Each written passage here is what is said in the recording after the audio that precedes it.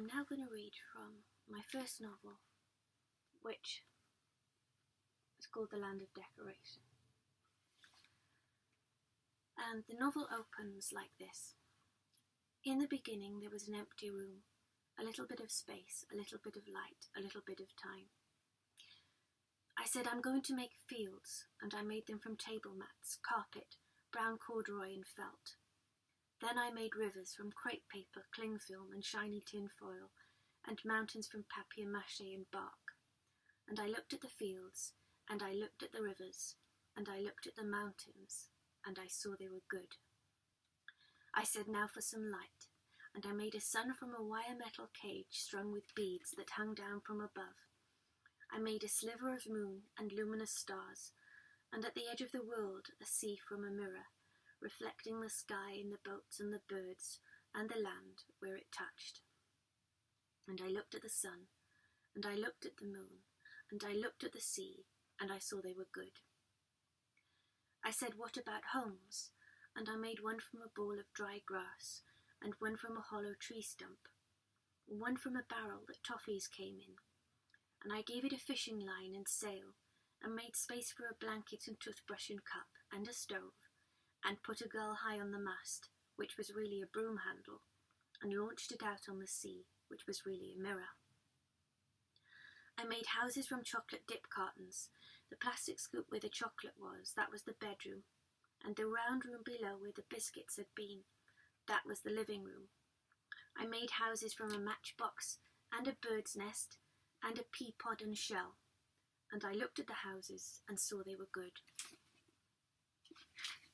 I said, now we need animals, and I made paper birds and wool rabbits and felt dogs and cats.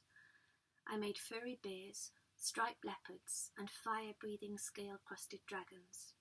I made glittering fish and cockleshell crabs and birds on very thin wires.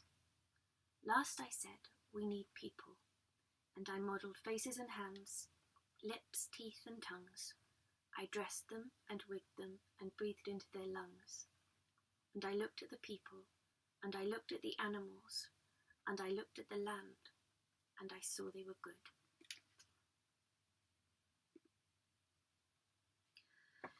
The second extract is from a chapter a bit further in, and the chapter is called Why Faith is Like Imagination. I know about faith. The world in my room is made out of it. Out of faith I stitch the clouds. Out of faith I cut the moon and the stars. With faith I glued everything together and set it humming. This is because faith is like imagination. It sees something where there is nothing. It takes a leap, and suddenly you're flying. Circles of paper from a hole punch become saucers for tea parties when you press the end of a pen into them. Glue that's hardened into bubbles becomes a bowl of soap suds for a pair of aching feet. An acorn cup becomes a bowl. Toothpaste caps funnels for ocean liners. Twigs, knees for an ostrich. An eyelet, a pair of scissors. Matches become logs. Drops from the griddle, tiny Scottish pancakes. Cloves, oranges. Orange peel, a helter-skelter. Orange tops, rows of plants in a garden, and the net bag fencing for tennis courts. The barcode, a zebra crossing.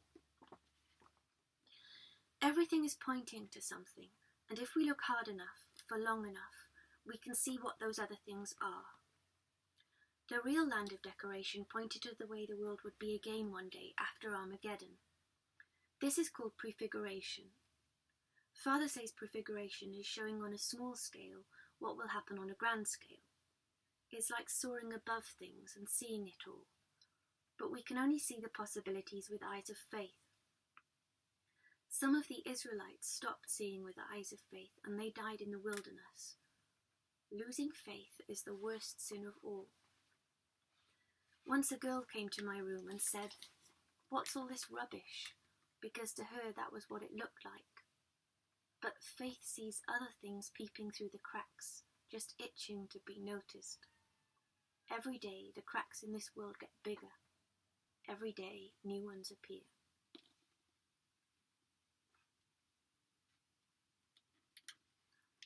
The next chapter is called Snow. That afternoon I planted the mustard seeds in a pot on the kitchen windowsill. I asked Father if they would grow, and he said he didn't know. Then he turned off the electricity to save money and went to the middle room to have peace and quiet. Peace and quiet is another of his necessary things. I went upstairs and sat on the floor. The clock said 2:33. Less than 19 hours till Neil drowned me.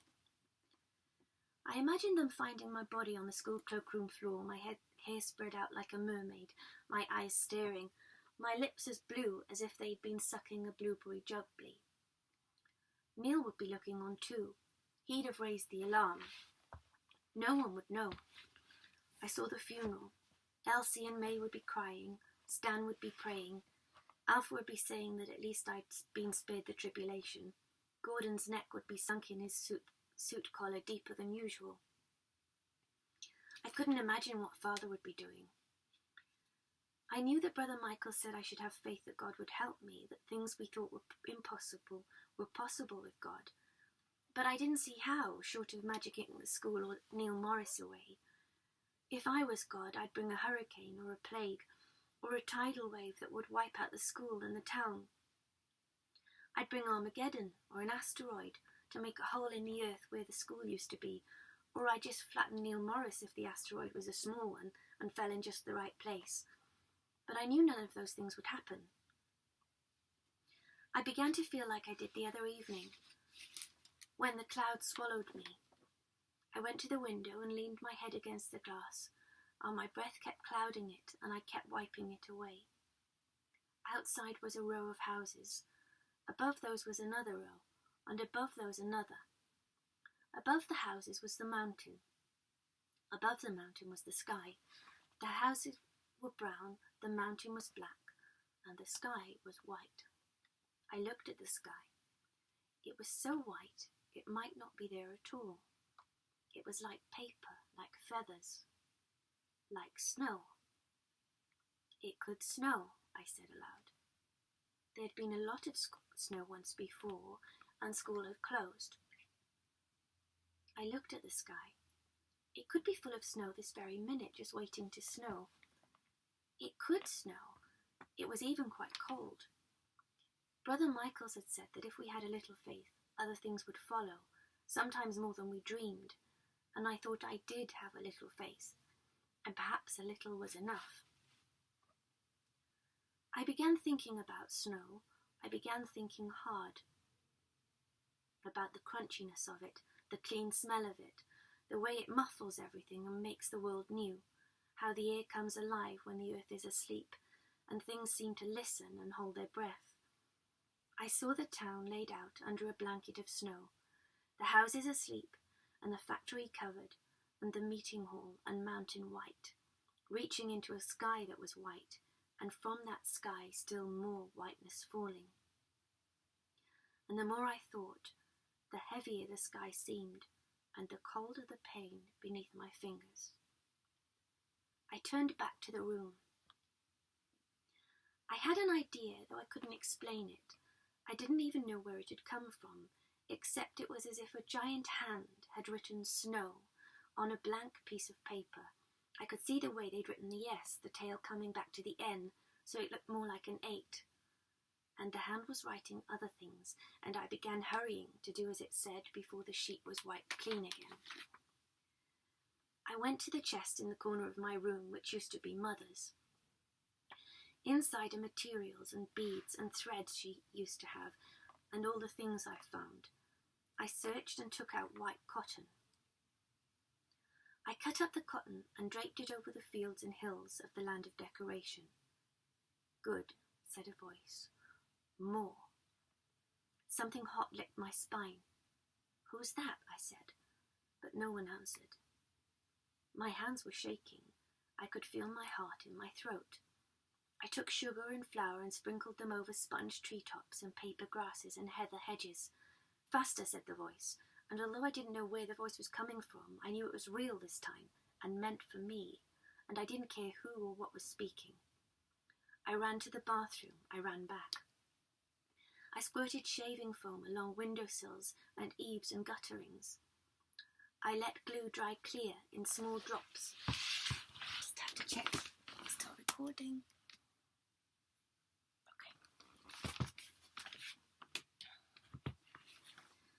I ran to the bathroom. I ran back.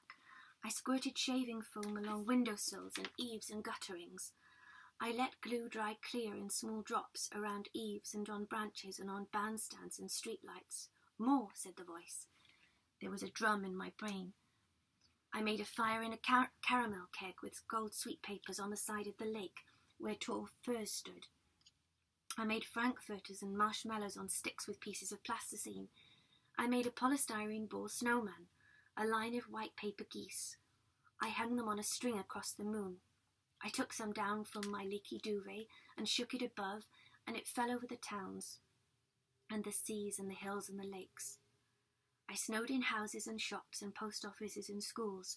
I iced roads and blocked bridges and strung white pipe cleaners along telegraph wires.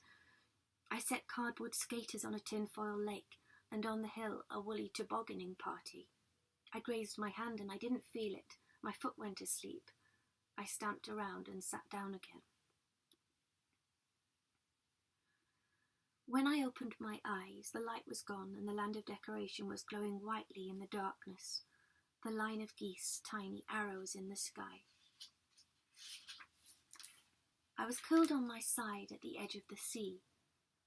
My cheek hurt because it was pressing on the edge of the mirror. I sat up. I heard Father call, and I held my breath. I heard him come to the foot of the stairs. My heart was beating so fast that it hurt, and I didn't know why. He called again, and I shut my eyes tight. At last he went back into the kitchen and closed the door. He must have thought I'd gone to bed. I got up and went to the window. I couldn't see the mountain now, and the sky was black. Behind me the room was still. I could feel the stillness all around me like water. I took a deep breath, turned back to the room, and I said, snow. I looked at the sky and I said, snow. A car flashed by. It lit me up, then left me in darkness. The sound of that car pulled me after it. I thought it had gone, but it came back again. I listened to the sound until it disappeared. Then I closed the curtains and got into bed. I heard the clock chime nine times in the hall. I heard Mrs. Pugh call Oscar for his supper. I heard Mr. Neasden come home from the Labour Club and the dog from number 29 begin to bark. I heard the bell from the factory toll the night shift and Father come upstairs, his steps hollow on the boards of the landing. The next chapter is called The Stone and the Book. I'm just going to get a drink a minute.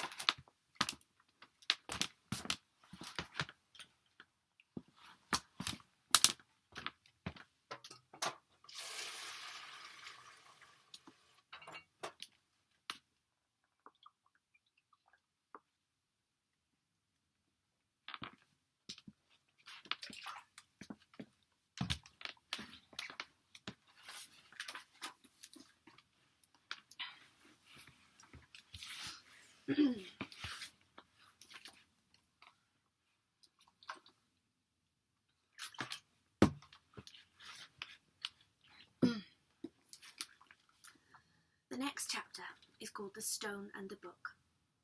That night I had a wonderful dream.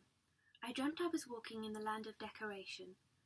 I was passing glacier mint ice palaces and tinsel fountains and Rollo giant causeways and calico trees where jewelled fruits clustered and birds with long tail feathers sang. I wished I had time to stop and look at it all, but a voice was calling me, and the voice led me to a field. The air was warm there and smelt of summer. I went walking, leaving a trail in the grass. Sometimes I went this way, and sometimes I went that. Sometimes the sun was in my face, and sometimes it was at my back. The hedges were filled with tissue cow parsley. Paper birds flew up under my nose. Paisley butterflies fluttered away. There were sweet paper gnats and down dandelion clocks, and glittering hat-pin dragonflies darting there and stopping quite still in the air. In the middle of the field there was a tree. Beneath the tree was an old man with a beard. His skin was like caramel and his hair very black. He was dressed in a white robe and held his hands behind his back, and he said, "Welcome, child. This is a great day.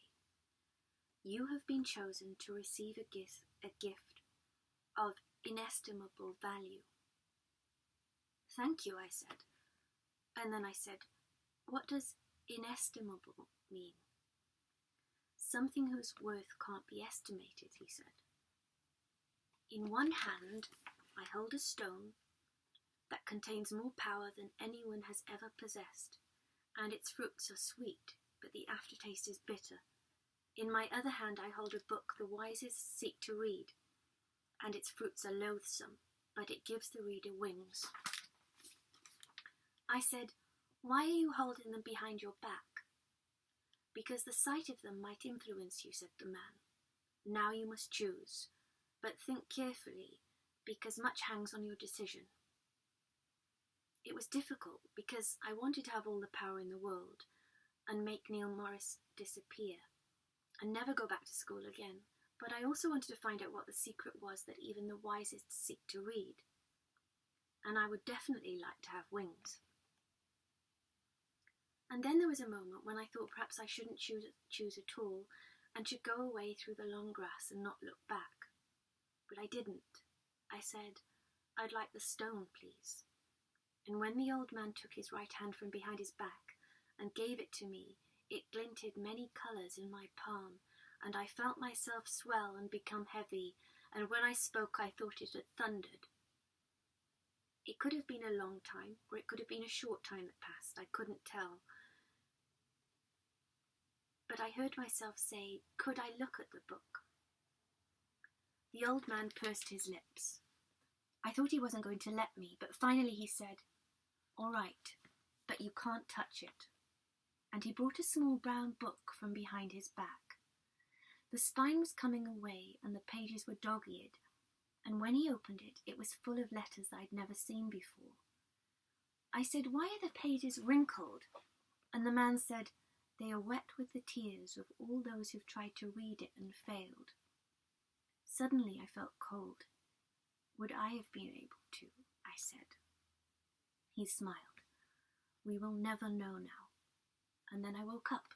But it wasn't morning, it was dark, and I was shivering. The air was stirring and full of the sound of beating wings. I pulled the blankets higher and wriggled down. I shut my eyes and tried to find the old man again. I wanted to ask him about the aftertaste of the stone, but the air was no longer filled with gnats and dandelion clocks. It was filled with feathers, as if someone had shaken a giant pillow somewhere above my head, and as I watched, the feathers grew thicker. It wasn't easy to see with the air so full of swirling. I sheltered beneath the tree in the middle of the field as the air grew colder. The stone got hot in my pocket, and I warmed my hands on it, but soon it grew too hot to hold, and I had to put it on the ground. And there it grew brighter and brighter, while all around the world grew white. When I woke, it was morning. The air was still, and it was heavy. It pressed close to me like a blanket, and the blanket was cold. I got out of bed. I pulled back the curtains, and the whole world was white.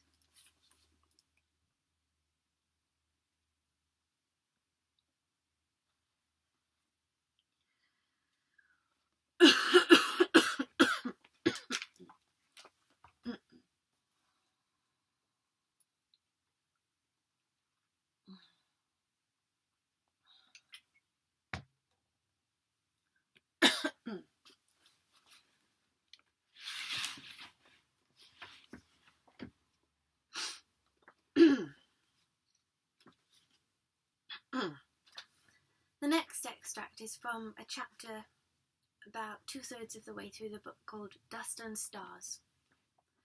One of my good thoughts is that there are no big things in this world, only lots of little things joined together. That there are other worlds in which we are as small as the smallest person in the land of decoration. That the band of the Milky Way people thought was everything is itself just one of billions of other galaxies, and beyond that a cosmos at least a billion times larger than even the farthest part of the universe scientists can see with the biggest telescopes. The next extract is from a chapter called Dust and Stars. One of my good thoughts is that there are no big things in this world, only lots of little things joined together. That there are other worlds in which we are as small as the smallest person in the land of decoration.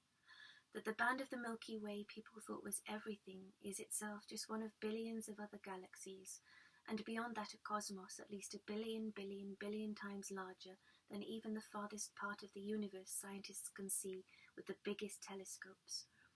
And beyond that other cosmoses which reach into infinity.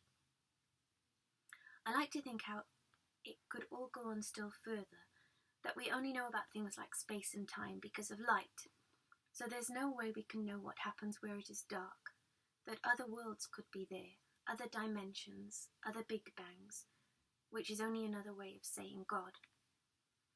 I like to think that all that has happened is the universe has taken a breath and bounced up, and we have appeared for a moment before the ball falls back and the breath is withdrawn again. I like to think that from a certain point of view all things are the same, and the whole of our story is no more than the paint on the knob on the top of the Eiffel Tower, and we are the layer of pigeon poop on top of the paint on top of that. I tell myself that small things are big and big things are small, that veins run like rivers and hairs grow like grass, and a hummock of moss to a beetle looks like a forest, and the shapes of the countries and clouds of the earth look like the colours in marbles from space. I think how the shell of a nebula of oxygen and hydrogen looks like the splash made by a droplet of milk when the sides rise up in a crown. I think about the pictures of rocks and of dust and of galaxies in space, and they look no more than snowflakes in a blizzard, and black holes look like pearls in deep cases, superclusters like bath bubbles, like honeycombs, like cells in a leaf, the grid of a bumblebee's nose. That the whorls of a nebula and the caverns in a fire glow with the same light, and your eyes get warm and filled up looking at both. I tell myself that wildebeests scurry like ants. The earth is a blue bubble floating in darkness. A cell is a spaceship. The pieces of comet-shaped rock, which are light years across and thrust out of a nebula when it explodes, are heads of corn in a blue sky, if you were lying in a field in summer, when the sky is cornflower blue and the corn is reaching into it. I say to myself there are palaces in clouds, mountains in rock pools, highways in the dust at my feet, and cities on the underside of leaves. There is a face in the moon, and a galaxy in my eye, and a whirlpool at the crown of my head. And then I know that I am enormous and I am small. I go on forever and am gone in a moment. I'm as young as a baby mouse, and I'm as old as the Himalayas. I am still and I am spinning, and if I am dust, then I am also the dust of stars. And lastly, I wanted to read an extract from the end of the book, which is a long piece of dialogue, and the chapter is called The End of the World.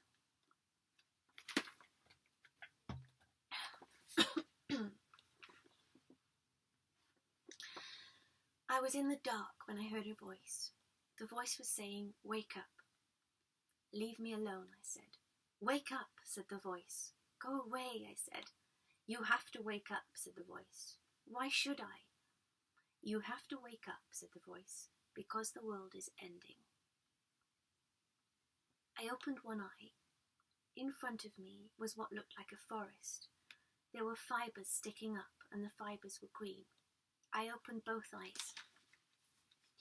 My cheek was pressed against a piece of green carpet, and the carpet had been part of the land of decoration. I sat up. A blanket covering me fell away. Moonlight was coming through the window. I looked around. Then I leaned my head against the wall, and I didn't want to look anymore. "Get up," said the voice.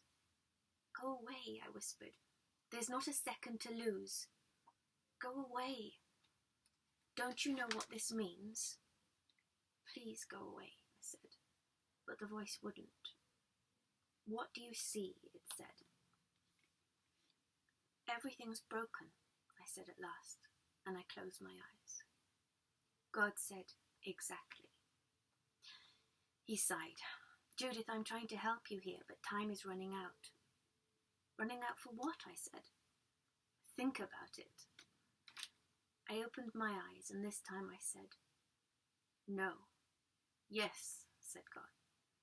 "No, you don't mean I do." I shook my head. "That's impossible," I said. "What was that word again?" God said. "Impossible," I said. "Have all the other things happened?" "Yes, but that would mean Armageddon," said God. He laughed. "You wanted the world to end.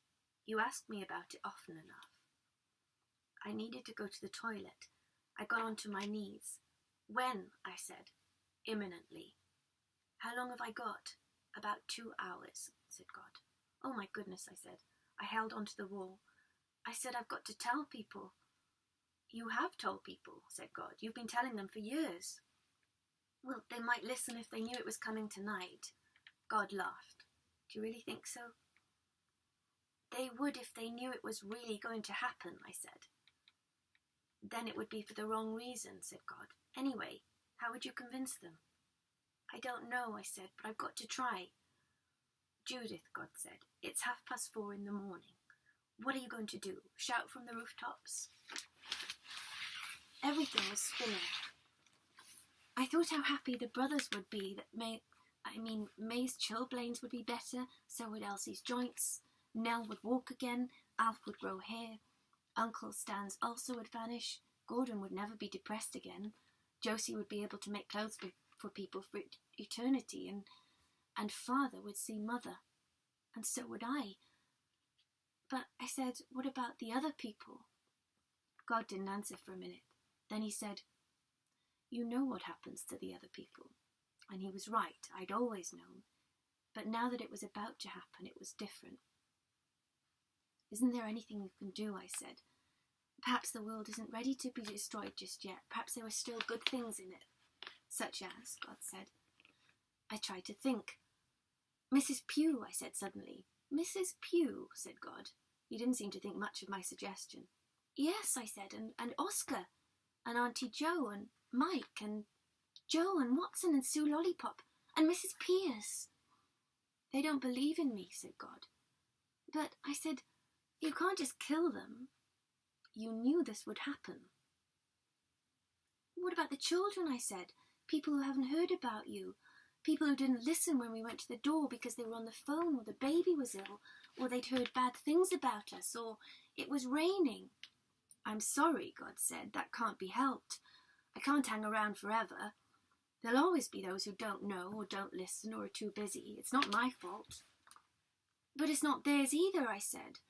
I was beginning to feel as though I'd like to be sick as well as go to the toilet.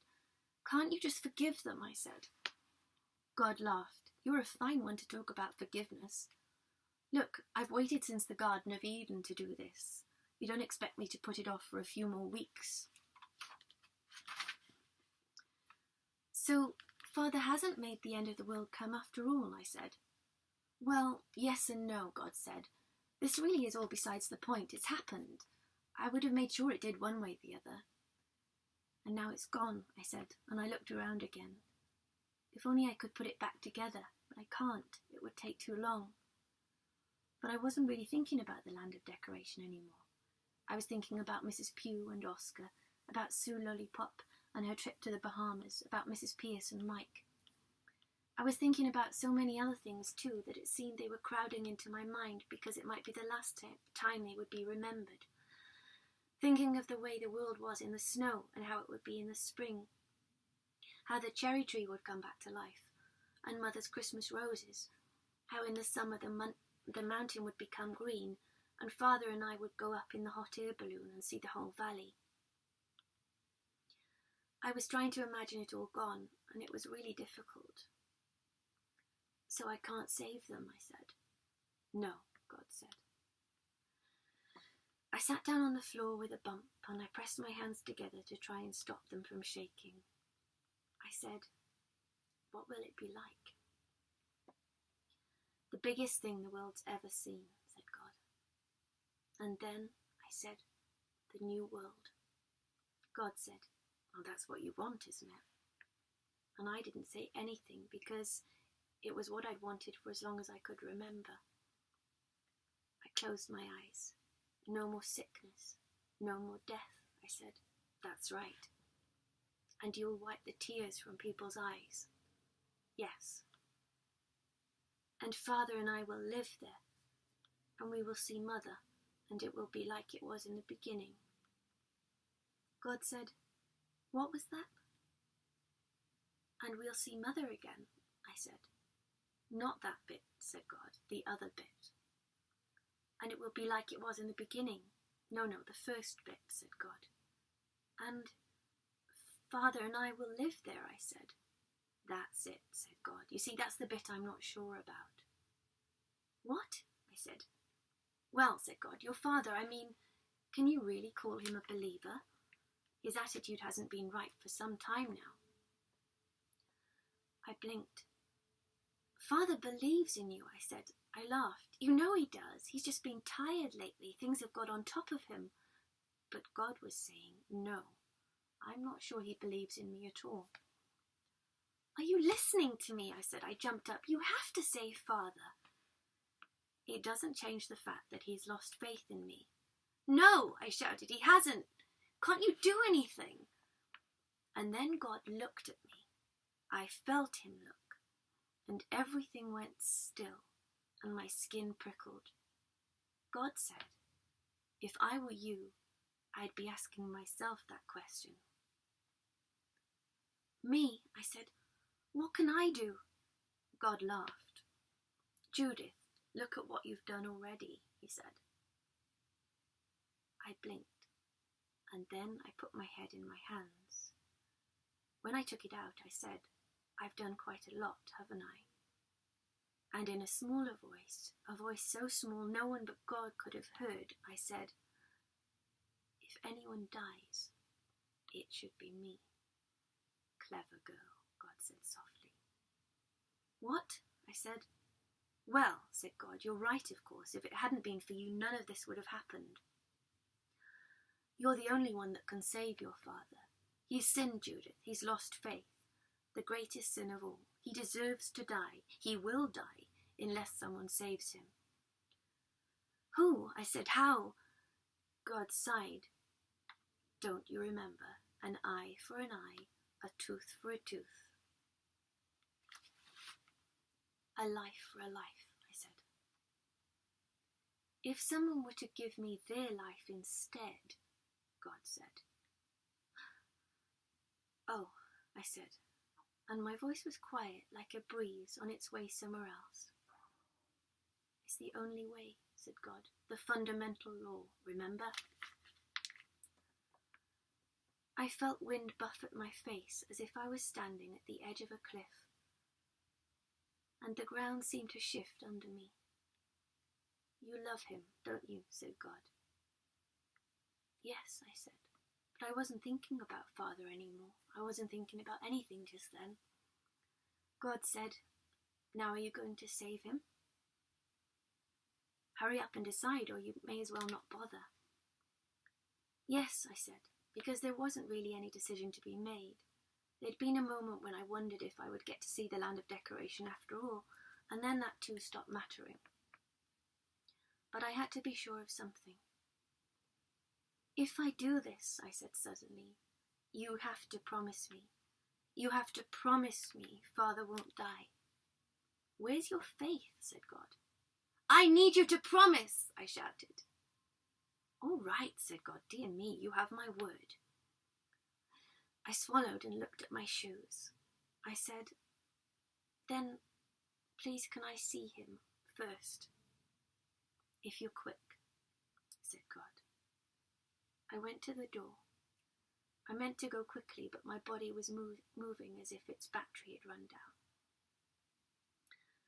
At the door, I put my hand on the handle.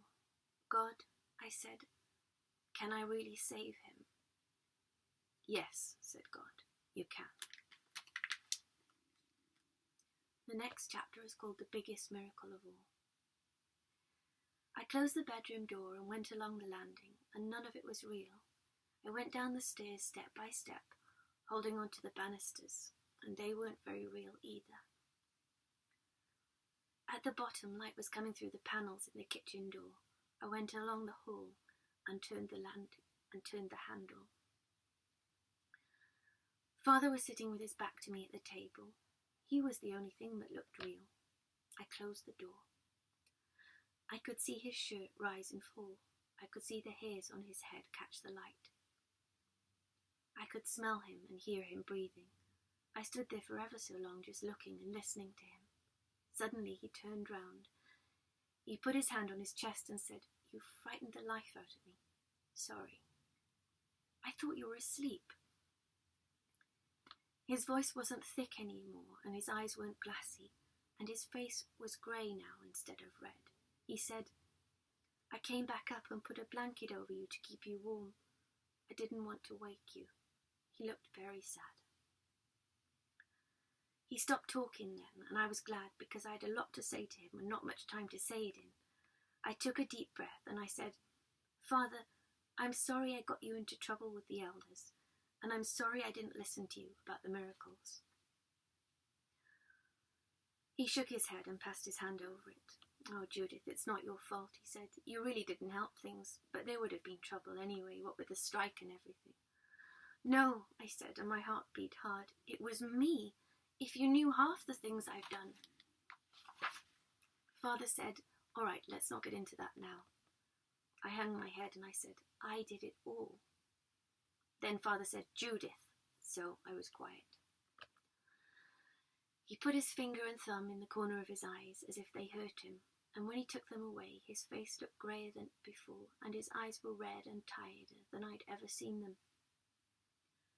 He said, I'm sorry about your room. It's all right. He put his head in his hands. It's not all right, but it's done now. I was drunk. Then he took his head out of his hands and said, You know I love you very much, don't you? The words were so strange. They rolled into the middle of the room and rocked there between us, and we listened till they settled. And afterwards there was silence. I was trying to think quickly. I was trying to think what to say, but it was hard, because there was pain in my heart and breathing was difficult. Father turned back to the table. He said, I love you more than you know. Then my heart hurt more than it had ever hurt before in my life. And I thought it might have broken, but I knew what to say. I said, I do know, and suddenly I did. I remembered how he'd looked after me all this time, even though I'd made Mother die. How he'd taken me to the doctor when I was little and read the Bible to me to help me talk. How he'd only warned me about the miracles to protect me. Hadn't told me about the strike so it wouldn't worry me. Had chased the boys away to protect me. Had taken my hand so I wouldn't be afraid when we walked through the bikes. Had forgiven me for lying. Had built the fence to keep me safe. Pretended the note through the door wasn't about me. Sat on my bed after the accident and told me everything was going to be all right. Offered to take me to the meeting, though he couldn't come in. Bought me fish and chips and walked hand in hand with me that day for 11 miles. and he was going to take me on a hot air balloon. He was saying, I haven't been much of a father to you, but I tried. There are things I've never been able to say to you, things about the time after your mum died.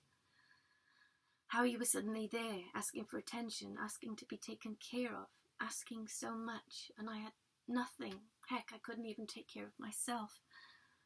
Sometimes I couldn't even look at you because you reminded me so much of her. He sighed. This probably isn't making much sense. He was saying other things as well, but he was going too fast, and I was still thinking of the first thing he'd said, the thing about loving me.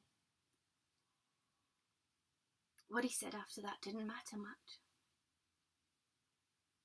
He stopped talking in the end and didn't look at me again, and I was glad because he didn't like seeing people cry. He said, well, we have to look to the future now, and I said, yes, but I couldn't think properly. Then he said softly, it's almost tomorrow, you better go up.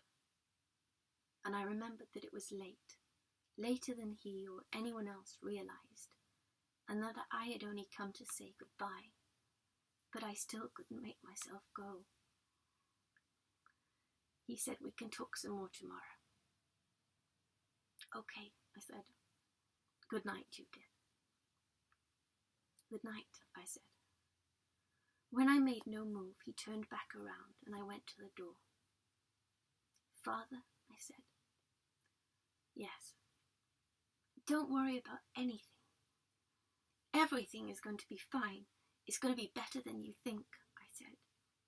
He laughed, a dry sound which broke off in the middle, and nodded, but he didn't turn round again. He said, go to bed now, Judith. I couldn't think of anything else to say then, so I looked at him for the last time and opened the door. I closed it behind me and wiped my face. Then I went upstairs, step by step, holding onto the banister. The next chapter is called The Space Where Miracles Happen. And this is how I learned that everything is possible, at all times and all places, and for all sorts of people. If you think it's not, it's because you can't see how close you are, how you only need to do a small thing and everything will come to you. Faith is a leap. You're here, the thing you want's there. There's a space between you. You just have to jump. Walking on water and moving mountains and making the dead come to life aren't difficult. You take the first step and the worst is over. You take another and you're halfway there. Miracles don't have to be big things, and they can happen in the unlikeliest places. They can happen in the sky or on a battlefield or in a kitchen in the middle of the night. You don't even have to believe in miracles for one to happen, because you will know when it does, that something very ordinary you never thought would amount to much has amounted, in the end, to quite a lot. That's because miracles work best with ordinary things. The more ordinary, the better. The greater the odds, the bigger the miracle.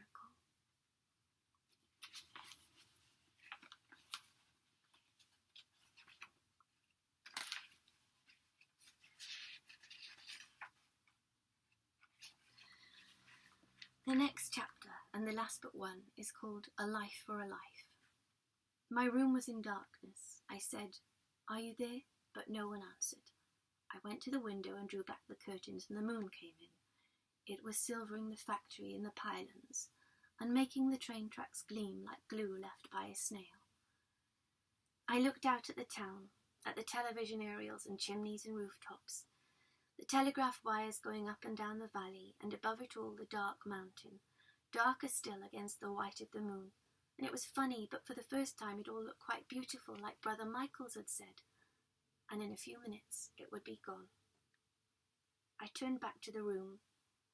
I pushed aside masts and forks and garden fences, branches and thatches, strands of rainbow, wires that birds used to sit on, white horses from the top of waves, wisps of cloud. The magic had gone now. The sun looked just like a wire cage, the sea a mirror, the fields like pieces of fabric, the hills simply papier-mâché and bark. I wondered what Father would do with the land of decoration. He'd probably put it out in black bags for the dustman. The egg carton hills would be paper again, the toffee barrel house a new toffee barrel, or a tin cup or can. The milk carton houses more milk cartons, and other things when they were empty. The feathers and straws might become real birds' nests again. The wood and heather would become new trees and new heather. The stones one day become mountains again. The shells become sand, the sand glass, and the glass perhaps a new mirror. Nearly everything would be changed, but one or two things would remain what I had made them. Perhaps the barrel with the sail. Perhaps it would really find its way to the sea, and the tiny fisherman see real birds overhead, taste real spray on his lips, and real breezes would make his cheeks pink. Perhaps some very small pieces of cloth, some of the glitter, or the smallest of beads might stay right here in this room, under the floorboards, in nooks and crannies with the spiders and mice. And then I remembered there wouldn't be a room, and Father wouldn't do anything with the land of decoration, and the land of decoration wouldn't be anywhere, or rather, it would be everywhere, because it would be real. I fetched a chair and put it in the space I had cleared. I got onto the chair. 31 minutes, said a voice. There you are, I said. Then I stopped. It is you, isn't it? God said, who else would it be? I don't know, I said. You sounded strange for a minute. Strange how? Different, I said. Well, sort of like me. Don't be silly, God said. You're you, and I'm me. Yes, I said. Sorry, a lot's happened tonight. I balanced on tiptoes and unscrewed the light bulb. 29.5 minutes, said God, and counting. I put the bulb on the chair and it rolled back and forth. Quietly, said God, we don't want interruptions. I unscrewed the hot air balloon lampshade and put it on the chair too, but it fell onto the floor. Great, said God, that's just great. I tested the light cord.